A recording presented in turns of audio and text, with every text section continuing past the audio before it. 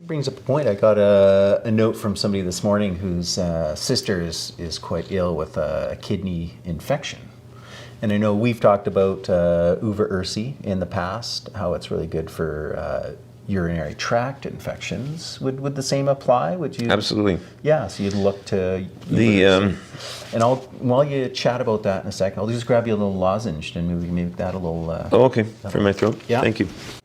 Arctostaphylos uva ursi is a very common, we'd call it a dwarf shrub. It is a ground cover everywhere in the foothills and mountains. And the common name for it is bearberry. And specific to the leaves in particular, not the berries, there's something called a glycoside called arbutin. And by itself, arbutin isn't that bioactive.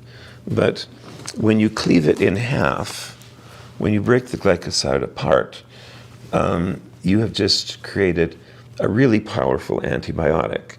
And that occurs right in the nephrons of the kidney. Mm-hmm. So you actually are manufacturing an antibiotic in your, thank you, in your kidney, and it treats the kidney itself and everything downstream. Right, okay. So that's why it's so good for bladder infections, but it treats the kidney itself as well. Okay, cool. It's made on site. How perfect is that?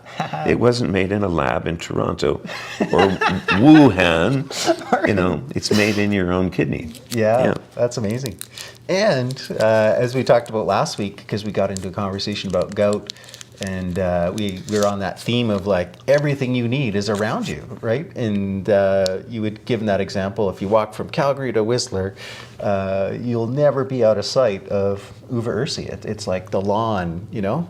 It's just a carpet of you know, that juniper and other things. So amazing. It's always right around you, Matt.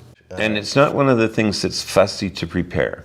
Yeah. It's a decoction. Right. So you could go out anywhere in the near foothills and fill a 5-gallon pail with that plant, or a whole pickup truck bed for that matter, and nobody would really care. Yeah. And you need to boil it because it's a decoction, not an infusion. Yeah. So that means you need to cook it longer.